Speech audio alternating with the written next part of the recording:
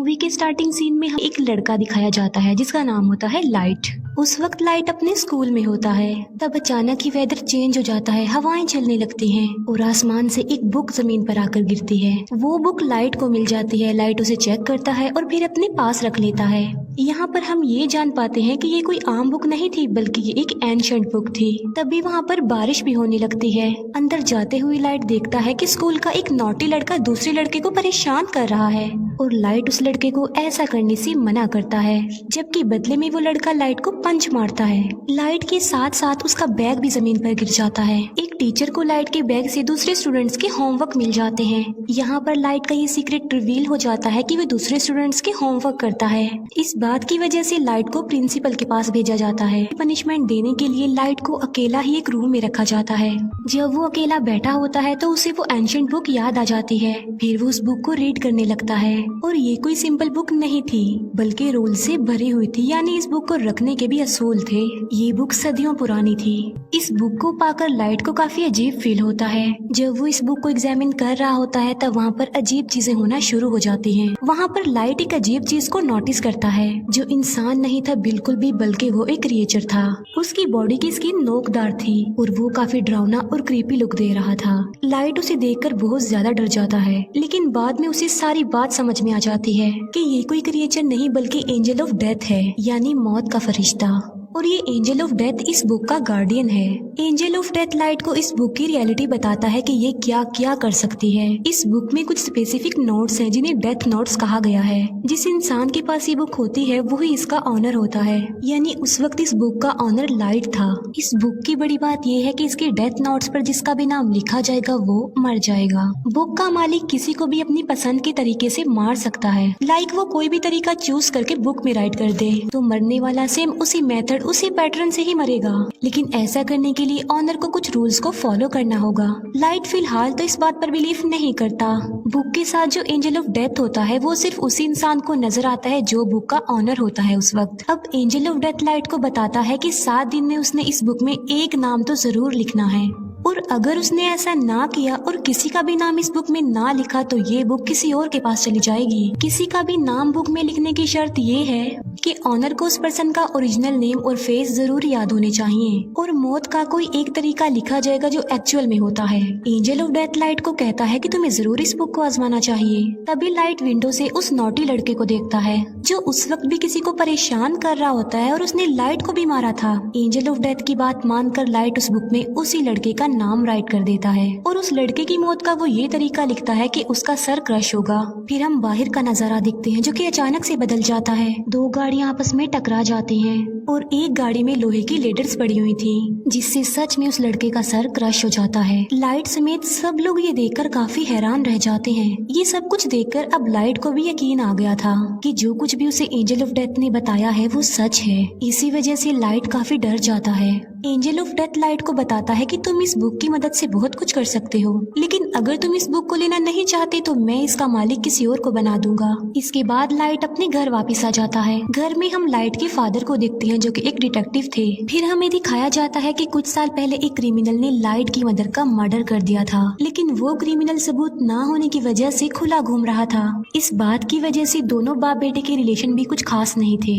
Light अपने father से नाराज होता है कि आप मेरी मदर की मौत का बदला नहीं ले रहे हैं। इस बात को लेकर लाइट हमेशा अपसेट ही रहता था। फिर लाइट को एक आइडिया आता है कि मैं उस क्रिमिनल का नाम भी उस डेथ नोट में लिख देता हूँ, और वो ऐसा ही करता है। उस क्रिमिनल का नाम वो डेथ नोट में लिख देता है। फिर हमें वही क्रिमिनल दिखाया जाता है जो कि अपने साथियों के साथ पार्टी कर रहा था, और सडन देखते ही देखते सबकी आंखों के सामने उसकी मौत हो जाती है। जब बाप बेटे को उस क्रिमिनल की डेथ की खबर मिलती है तो वो काफी खुश हो जाते हैं। यहाँ पर लाइट ने अपनी मदर की डेथ का बदला भी ले लिया और लाइट और उसके फादर का रिलेशन भी अच्छा हो गया। फिर लाइट सोचता है कि आखिर इस बुक की पावर को अच्छे कामों के लिए कैसे इस्तेमाल किया जाए। लाइट स्कूल में बैठा हुआ ये बात सोच रहा था। तभी लाइट के पास एक लड़की आ जाती है जिसका नाम होता है मिया। मिया लाइट की बेस्ट फ्रेंड होती है। इसी वजह से लाइट उसे अपना ये सीक्रेट बता देता है कि मुझे एक मिस्टीरियस बुक मिली है जिस पर अगर किसी का नाम लिख दें तो वो मर जाता है। लेकिन मिया इस बात का बिलीव नहीं करती। इस बात को प्रूव करने के लिए लाइट मिया को लाइव न्यूज दिखाता है जहाँ एक किलर दिखाया जाता है। लाइट उस किलर के बारे में डेथ नोट में लिख देता है कि एक गाड़ी उसे हिट कर देगी जिसकी वजह से वो मर जाएगा। अब क्योंकि लाइट को उस क्रिमिनल का नाम और चेहरा मालूम थे तो बिल्कुल ऐसा ही होता है। ये देखकर मिया काफी शॉक्ड रह जाती है। वो प्लान बनाते हैं कि अब हम एक बड़ी ताकत के मालिक हैं और हम इस बुक की मदद से बुरे लोगों को इस दुनिया से मिटा देंगे।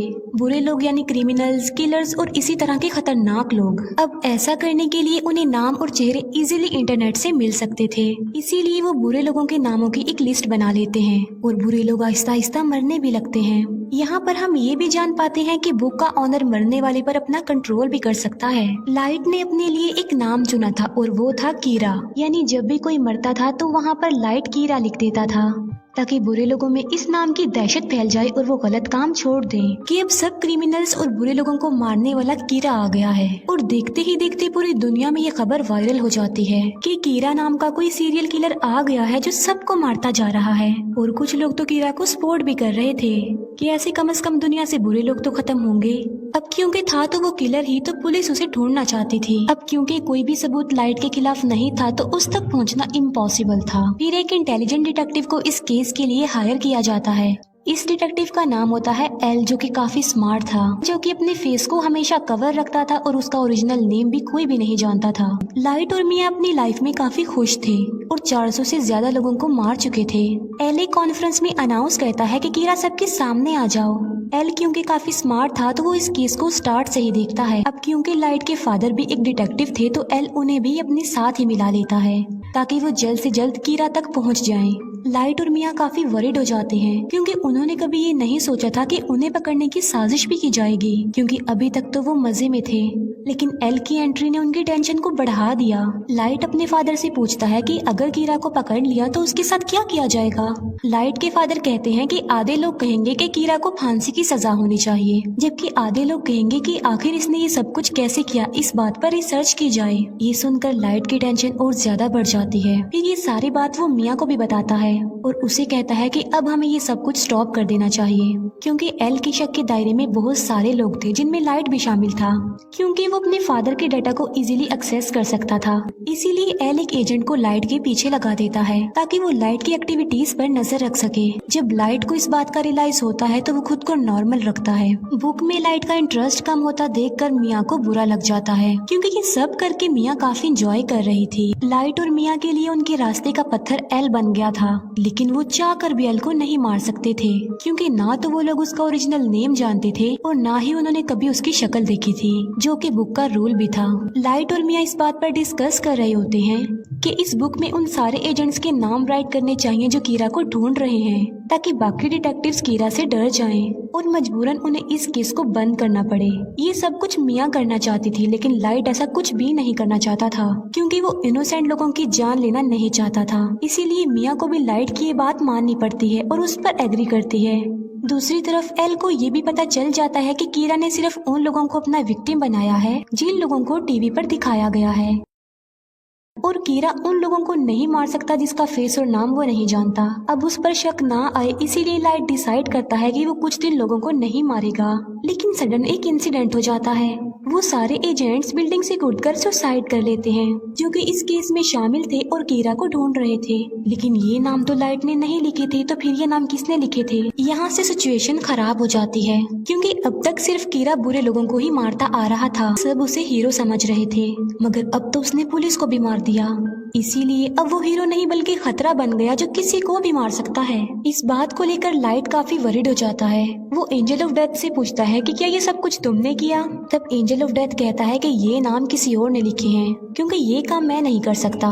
लाइट के फादर अपनी कॉन्फ्रेंस में कीरा को चैलेंज करते हैं कि इनोसेंट लोगों को मारना बंद कर दो। अगर हिम्मत है तो मुझे मारकर दिखाओ और सबके सामने आ जाओ। ये न्यूज लाइट और मिया भी देख रहे थे। गुस्से में आकर मिया लाइट को कहती है कि तुम अपने फादर का नाम भी लिख दो उस बुक में। मिया को कहता है कि मैं अपने फादर को कैसे मार सकता हूँ, तुम्हारा क्या दिमाग खराब हो गया है? एल और भी समझदारी से इस केस को हैंडल कर रहा था। वो देखता है कि अब लाइट के फादर को कीरा मारेगा या फिर नहीं, मगर ऐसा नहीं होता।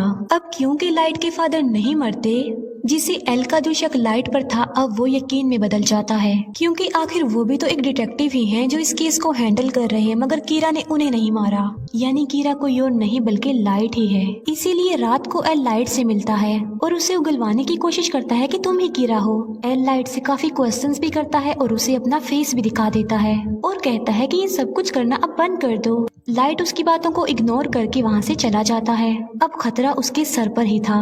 वो चाहते हुए भी एल को नहीं मार सकता था। मिया एल को कहती है कि मैं तुमसे प्यार करती हूँ और इस मुसीबत से निकलने के लिए हमें कुछ करना चाहिए। एल को अपने रास्ते से हटाने के लिए लाइट काफी सोचता है। वो कहता है कि एल का चेहरा तो मैं देख ही चुका हूँ, मगर एल का ओरिजिनल नेम उसका फ्रेंड जरूर जानता होगा। लाइट एल के फ्रेंड का नाम उस बुक में राइट कर देता है और उसे अपने कंट्रोल में कर लेता है। अब यहाँ पर बुक का एक और रूल सामने आता है कि अगर ऑनर ने किसी के नाम वाला पेज जला दिया तो वो पर्सन बच जाएगा और उसे कुछ भी नहीं होगा। लेकिन एंजल ऑफ डेथ लाइट को बताता है कि ये सिर्फ एक ही दफा होगा। अब एल का फ्रेंड लाइट के कंट्रोल में आ चुका था, मगर वो भी एल का ओरिजिनल नेम नहीं जानता था। लाइट उसे कहता है कि किसी भी तरह एल का असली नाम पता लगवाओ। तब एल का फ्रेंड बताता है कि एल एक अकेडमी में जाता था, मे भी उसके डॉक्यूमेंट्स में उसका ओरिजिनल नेम हो, इसीलिए लाइट उसे फौरन अकेडमी में जाने को कहता है। एल का फ्रेंड ऐसे ही करता है और वो अकेडमी में चला जाता है। लाइट का प्लान था कि जब उसे एल का ओरिजिनल नेम पता चल जाएगा तो वो उस पेज को जला देगा जिस पर एल के फ्रेंड का नाम लिखा है, जिससे उसकी जान बच जाएगी और सब कुछ नॉर्मल हो जाएगा। लेकिन एल को डाउट हो जाता है कि उसका फ्रेंड मिसिंग है। उसे सारी बात भी समझ आ जाती है कि लाइट ने उसे भी अपने कंट्रोल में ले लिया होगा मेरा असली नाम जानने के लिए। इस बात से एल काफी वरिड हो जाता है, इसीलिए एल बगैर इन्फॉर्म किए लाइट के घर पर आ जाता है। वो लाइट के फादर को कहता है कि आपका बेटा ही असल कीरा है और इसी ने ही मेरे फ्रेंड को गायब भी किया है। लेकिन लाइट पर किसी को भी शक नहीं था क्योंकि उसके खिलाफ कोई सबूत जो नहीं था। एल उनके घर की तलाशी लेता है, मगर उसे वहाँ पर कुछ भी नहीं मिलता, ना ही वो एंशिएंट बुक मिलती है क्योंकि मिया उसे अपने साथ ले गई थी। फिर लाइट को एल के फ्रेंड की कॉल आती है कि मैं एकेडमी तक पहुंच गया हूं और उसके पास बस थोड़ा ही टाइम रह गया था और एल का फ्रेंड बस नाम बताने ही वाला होता है। जब लाइट पेज को जलाने लगता है तो वो देखता है कि वहां पर तो वो पेज नहीं है बल्कि गायब हो चुका है। इसीलिए नाम बताने से पहले ही एल के फ्रेंड की मौत हो जाती है। इस बात से लाइट को काफी दुख होता है। फिर एक डांस पार्टी में मिया ये राज रिवील करती है कि एल के फ्रेंड के नाम का पेज मैंने ही फाड़ा था और तो और पुलिस ऑफिसर्स के नाम भी उस बुक में मैंने ही लिखे थे। वो बताती है कि अब तो मैंने तुम्हारा नाम भी लिख दिया है उस बुक में। और लाइट की मौत का तरीका ये है कि आधी रात को उसकी हार्ट बीट बंद हो जाएगी और वो मर जाएगा। वो कहती है कि अगर तुम मुझे ये बुक दे दोगे तो मैं तुम्हारा नाम जला दूंगी।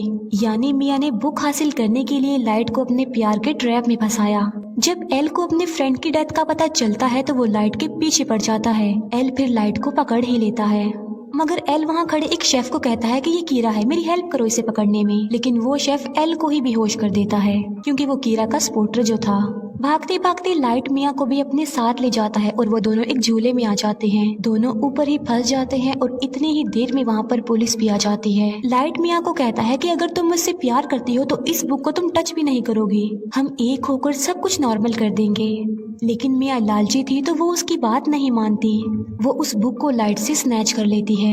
ये देखकर लाइट मिया को कहता है कि ये तुमने बहुत गलत किया है। ये सुनकर मिया समझ जाती है कि उस बुक में लाइट ने मेरा भी नाम लिख दिया होगा। अब दोनों के नाम ही बुक पर थे तो सडन दोनों नीचे गिर जाते हैं। मिया की तो मौके पर ही मौत हो जाती है, लेकिन लाइट पानी में जाकर गिरता है। फिर हम लाइट को एक हॉस्पिटल में देखते हैं जो कि कोमा में चला गया था। इसी दौरान और क्रिमिनल्स की भी मौत हो जाती है। वो लोग देखते हैं कि एल का शक तो लाइट पर था, लेकिन वो तो कोमा में चला गया है, लेकिन लोग तो स्टिल मर रहे हैं। फिर हम देखते हैं कि जब मिया और लाइट झूले से गिर रहे थे तब एक पेज उस बुक में से निकलकर गिरता है और जल जाता है और उस पेज पर लाइट का नाम लिखा हुआ था। लाइट ने एक समझदारी की थी। जब उसे पता चला कि मिया ने उसका नाम लिख दिया तो उसने बुक में ये लिखा कि अगर मिया उससे ये बुक ले लेगी तो वो मारी जाएगी और वो पेज जिस पर लाइट का नाम लिखा हुआ है वो भी जल जाएगा और लाइट पानी में गिर जाएगा। इसी के साथ ही उसने बहुत सारे बुरे लोगों के नाम भी बुक में लिख दिए थे। एक बुरा डॉक्टर लाइट को पानी से बाहर निकालता है और उसे कोमा में भेज देता है और बाद में वही डॉक्टर सुसाइड कर लेता है। फिर एक और आदमी उस बुक को लेता है और उसमें बहुत सारे बुरे लोगों के नाम लिख देता है। बाद में वो आदमी उस बुक को लाइट के पास ले आता है। लाइट भी अब कोमा से बाहर आ चुका था। इसके बाद एल को सस्पेंड कर दिया जाता है, लेकिन वो एक आखिरी बार मिया के घर की तलाशी लेता है और वहाँ उसे मरने वाले सारे सारे पुलिस ऑफिसर्स के नाम मिल जाते हैं, जिसकी वजह से सारा इल्जाम मिया पर आ जाता है। अब वो बुक लाइट के पास आ जाती है और वो भी बिल्कुल ठीक हो चुका था, लेकिन उसे नसीहत हो गई थी कि अब की बाद वो किसी पर भी ट्रस्ट नहीं करेगा। और इसी के साथ ही ये मूवी यहीं पर एंड हो जाती है। Thank you for watching.